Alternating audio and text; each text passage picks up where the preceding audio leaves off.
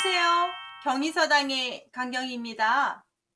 자, 마음심이 들어가면 마음하고 관련된 한자들을 쭉 배우셨습니다.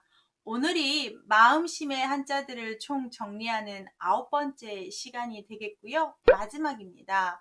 마음하고 관련된 한자들을 공통으로 좀 묶어봤고, 공통으로 묶어도 잘 안 되는 것들을 3번에 나누었더니 오늘 그 3번째 시간이 되겠습니다. 마음심이 들어가면 다 마음입니다. 우리의 마음을 한 가지로 어떻게 말할 수가 있겠습니까? 오직하면 불교에서 사람의 번뇌를 108가지라고 표현을 했는데요. 엄청 많겠죠? 한자도 그걸 표현하는 한자가 많은데 이렇게 9번에 나눠서 했기 때문에 장장 10자씩 9번을 했다 치더라도 90자가 되시겠습니다. 그래서 한자는 이렇게 마음심 부스 이렇게 관련해서 이렇게 나눠봤습니다. 그래서 마음심 부스를 좀 오늘로 이 시간으로 정리를 하겠습니다. 오늘 배우시는 한자는 미혹하록 참을인 갑자기 올 응아릉 숨쉴시 품을회 항상항 멀류 법헌이라는 한자까지 이렇게 한번 배우시겠습니다. 천천히 마음과 관련된 한자를 설명할 테니 편하게 시청해 주세요. 첫 번째 미혹하록자를 보시면 위에 있는 한자 자체가 혹시 혹자이고 아래에 있는 한자는 마음입니다. 혹시 하는 마음 하는 걸 우리가 미혹이라고 합니다. 여러분도 경험하시지 않나요? 혹시 하는 마음에 갔다가 역시라고 내가 대답하고 오는 경우 정말 많죠? 인생에서 혹한 것을 바라다가 망패, 낭패를 보는 사람들이 상당히 많습니다. 그것 중에 하나가 복권이 아닐까 싶은데요.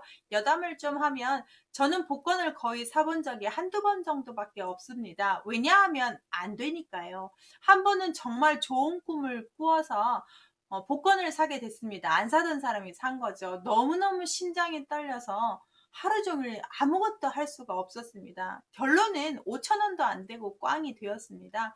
그래서 그 뒤로부터는 복권을 절대 사지 않는데요. 그 돈으로 그냥 맛있는 거 사 먹습니다. 그 하루 종일 그 될 것 같은 기분에 행복하게 했던 기억은 있는데 혹하는 마음 역시여서 그 뒤로는 복권을 사지 않는데요. 이 윗부분에 혹시 하는 마음 할 때 우리가 미혹이라고 하는데 단어 한번 볼까요? 혹시 하면서 꼬드길 때 유혹이라고 한다든지 여기에 있는 것처럼 미혹이라고 한다든지 우리가 40세를 공자가 무엇라고 했지요? 그렇죠. 인생 40 불혹이라고 했습니다. 의혹됨이 없이 꿋꿋하게 가라라고 하셨습니다. 그럴 때 불혹할 때도 쓰고요. 또는 사람들의 눈을 멀게 해서 꼬드기는 걸 우리가 현혹시키다고 하죠. 그럴 때도 쓰는 한자가 되겠습니다. 두 번째 참을이를 보시면 인자 보세요. 위에 있는 한자가 칼날 인자고요. 아래가 마음심입니다. 마음심은 심장을 상징합니다. 심장에 칼을 꽂으면 아픕니다. 그런데 소리를 내지 않아야 됩니다. 이순신 이야기로 한번 보시면 좋겠습니다. 내가 총을 맞아서 죽어가는데 나의 죽음을 병사들이나 적군들이 보면 전쟁에 해가 되기 때문에 나의 죽음을 알리지 말고 방파로 가리라 라고 하셨다고 합니다. 참는 거지요. 얼마나 아팠을까요? 심장에 칼을 맞아도 참다 해서 참으리는데 그런 식으로 고통을 참는 걸 우리가 인고라고 한다든지 인내라고 한다든지 이럴 때 쓰는 인자입니다. 가끔씩 우리 그런 말 쓰지 않습니까? 참으린 3번이면 살인도면한다 이렇게 얘기하면서 참아내는 것을 쓰는 한자가 되겠습니다. 세 번째 갑자기 홀자를 보시면 위에 있는 한자가 하지마라는 물입니다. 아래에 있는 마음심입니다. 하지 말라는 마음, 나한테 없던 마음입니다. 없던 마음이 갑자기 무엇인가의 마음으로 변하는 상태를 표현한다고 합니다. 하지마라는 물, 없던 마음이 갑자기 움직일 때 쓰는 홀자인데요. 단어를 보시면 호련히 이런 말 쓰고 있어요.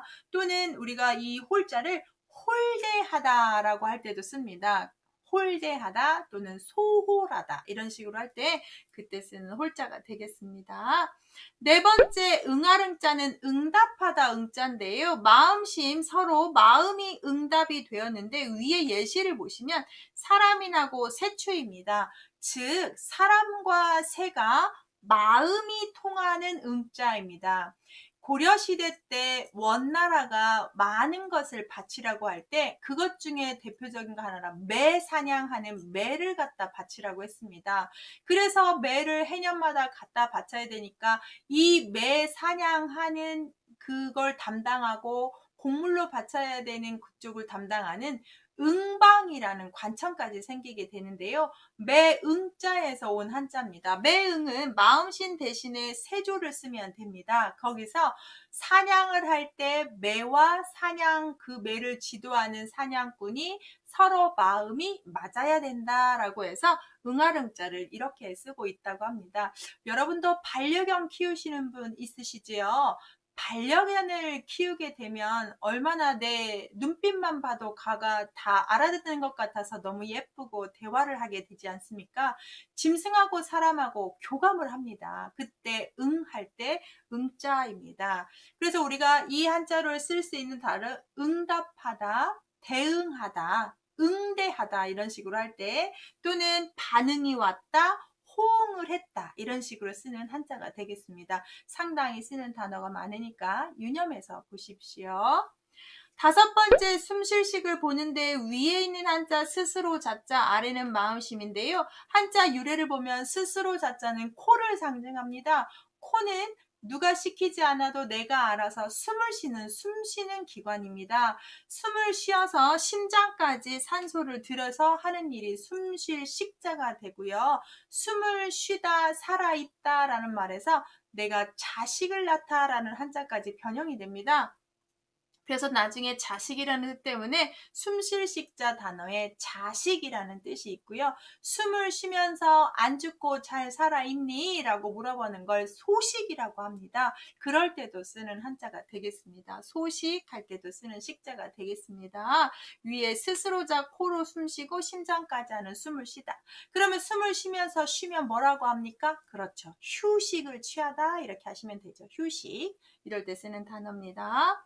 여섯 번째 품을 회자 보시면 마음속에 품었고 뒤에 있는 한자 자체가 원래 품을 회자입니다. 마음속에 꿍 하고 사랑하는 사람을 품고 생각날 때마다 보고 싶어서 우는 한자라고 합니다. 운다라는 표현 여기 눈목과 여기 눈물 모양 있죠? 그래서 눈물 흘릴 회자가 되는데요. 마음속에 품고 있다 해서 품을 회자가 되겠습니다. 짝사랑하는 사람을 품는다든지 어떤 죽어버린 사람을 영원히 마음속에 품는다든지 해서 품을 회자인데요. 옛날을 품었다 해서 회고라고 한다든지 내가 옛날에 품었던 감정을 회포라고 한다든지 그럴 때 쓰는 한자가 되겠습니다.